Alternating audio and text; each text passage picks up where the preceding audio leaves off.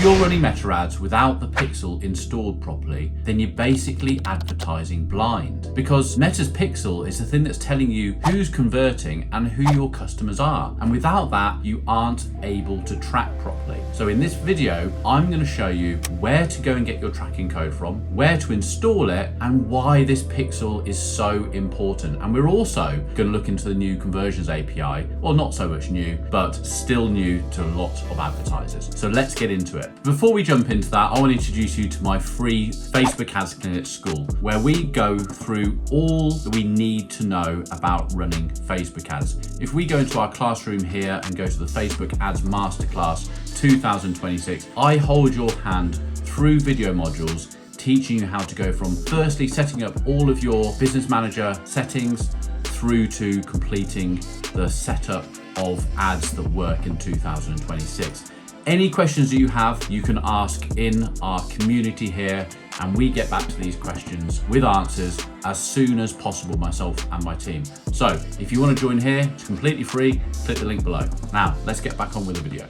So what is the pixel? Well, the pixel is a bit of Facebook code that comes with your business manager when you set it up to start running ads. And what people forget is that without that code on your website or your destination page, you are not going to be able to track properly. In fact, if you don't have that set up, you won't be able to run your sales ads for e-com or your lead gen ads for lead gen or booking calls. It is really, really important. And more than that, I also want you to look at setting up your conversions API, which I'll explain to you in a second just how that works. But what is the pixel? It's a piece of code that goes on your website. Essentially, it's Meta's brain for your business. When someone sees an ad and they click on your ad, they're going to go through to your destination, which might be your website, or it might be an instant form, or it might be a landing page. When that happens, events start to trigger, starting with a page view. So your pixel on your website has suddenly seen a visitor come through and a page view event is fired. Okay, that's the first one.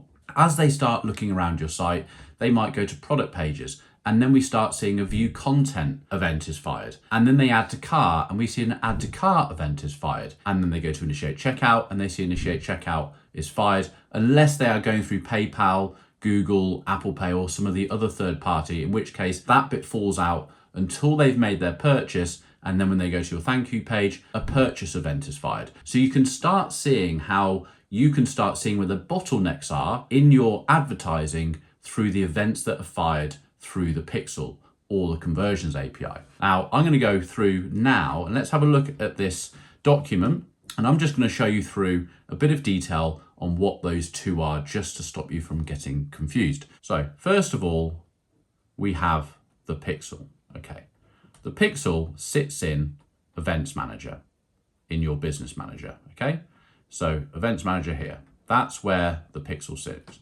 And it is essentially a few lines of code, or if you're using Shopify and some of the other platforms, they'll just want a 12-digit number, which is included within that code. Okay, really nice and simple. I'll show you where that is in just a second. The pixel here, you're going to take that code and you're going to put it into the header of your website. So website header. This is where it sits. And if you're confused about how to do this, we can just go and Google or ChatGPT, and it will show you how to put in, give you instructions of how to put this into Shopify, into Go High Level, into WooCommerce, whatever platform you might be sitting on where your website is, it will show you how to install this. It's really, really simple. Okay, so once that is installed, you are then going to see ticks in your pixel helper. And if I just show you on my screen here what the pixel helper is, if we go on to a website, one that I know has got it on, and we're going to take off ad blockers, because that is one thing why the pixel doesn't fire. That's another reason why we need a conversions API. And we accept cookies, another reason we need a conversions API. And let's just refresh that page. And there you can see our website pixel has fired on the website. Now, for example, since we're on this page of going through, if I go to shop on gold jewelry here, we'll see different conversions fire. Okay, so we've gone on here and it's fired a page view. If we go and look on here, that should change to a view content, which is perfect. This is working absolutely perfectly. If we go to now add to cart, we're seeing an add to cart fire. And if we go to checkout, we see initiate checkout fire.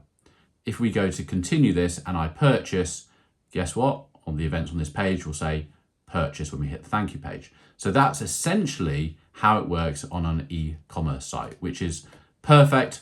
And that's all you need to know from that point of view, is that we need those actions to be taken so that we can go through. So if we go from there and now we go to an e-commerce ads manager, I can show you how those columns work. We're going to go into a particular set. Let's just go take this back to like a maximum.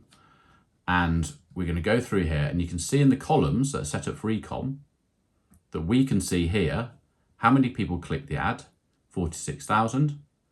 What percentage that was, 3.66%. So they have now left. So Meta understands that from how many clicks left the ad and went back to the website, and 3.66 was the conversion rate. It cost 0.36, so 36p for the click. And you can see here that 9,516 people have added a product to cart. And that's because on the website, the pixel is fired, add to cart, and we can see a total there of £200,000 have been added to cart. And we can see purchases there of 1,262 purchases because they got through to the thank you page of the purchase, 62,000 with a return on investment of 3.73 and a cost per purchase of 13.34. So you can see now, if you're an e-commerce site, why you need that in place to see what is working and not working. So from our point of view, absolutely perfect. Good cost per click, good click-through rate, good amount of people adding to cart, good conversion into purchases. So all good there. So let's go back to where we go and get this code from. So if we go into our ads manager and we're our ad account overview, we go to the little, what I call the octopus down the side, which is called events manager. And we want to click on the events manager here. Now, if I go into this one, for instance, you will see this is already set up. So that's fine. And if I go down here and I say manage integrations, now when you first set this up, it's obviously going to not look like this because you haven't got any data through, and it will be setting at your pixel and it will take you through to a page that looks like this. Okay, so install your Meta Pixel using Google Tag Manager, recommended. Now, if you don't want to do it through that and you want to just send it to someone else, you can click see other ways to set up, add Meta Pixel code to the website yourself, send instructions to your developer, or set up with a different partner. Now, if you're using Shopify or WordPress, because they're very, very good friends with Meta, you can click this one and it will be very, very simple to set up. If you are just going to put it into the header of some other websites that you're using, other platforms, you click on this and you click next, and there you go. There's our header code. So we can copy that and we can go and put that into the header code of our website or Go High Level. Now, I did say that if you wanted the code, you could see that. So if I just open an email quickly and show you what the code looks like, let's just paste that in. You can see here, here's the digits that would go into Shopify or any other platform that only wants the digits from your code. So some of them don't need all the code like this. They just want those digits, and that's the digits there. And those digits are the ones that you need to put into the required platform area. So that is where you get this from. Now, once that starts firing, and what I mean by firing, once people have gone to your website and they've started to look around, they've started to either buy products, add to cart, view content, or if it's lead gen, they've gone through, they've opened your landing pages, they've booked a call, or they filled in your lead form, you'll start seeing those firing in this particular area, okay? So that is what will happen here, and that's how you can start tracking things. Okay, so now let's go back to the board and explain the conversions API. Now, when I was explaining earlier with the jewelry website, you could see that I had to accept cookies and I had to turn ad blocker off. Now, a lot of us don't accept cookies and we don't turn ad blockers off, in which case, guess what happens? The pixel has trouble firing. So that's why we always find that people moan about, and for good reason, how we're not seeing all of the purchases or leads attributing back to Ads Manager. And that's because things are getting blocked. So we have to set up what's called a conversion API. Now, a conversion API, or a CAPI, as people call it, is when we're talking server to server. And what I mean by server is, spelling, server is all that we are doing here is rather than the browser holding the pixel, and when someone goes on it and not accepting cookies or not turning their ad blockers off, those data signals won't send back. They're just not sending back, okay? It's a big X. So if we've got meta server here, and we've got your other server, which is where your website is held here, which is, let's say it's WordPress, okay? Then the data is going to go back and forth without having to rely on the cookies being accepted or the ad blocker. And that's just keeping it very, very simple for layman terms. Obviously, if people are watching this and you're very into your dev, you can say, oh, I know other things. We're just keeping it very, very simple. That is what will stop the tracking from being stopped by ads and cookies. So where do we get this? If we go back into our integrations here and I go back to manage, you can see that mine is set up.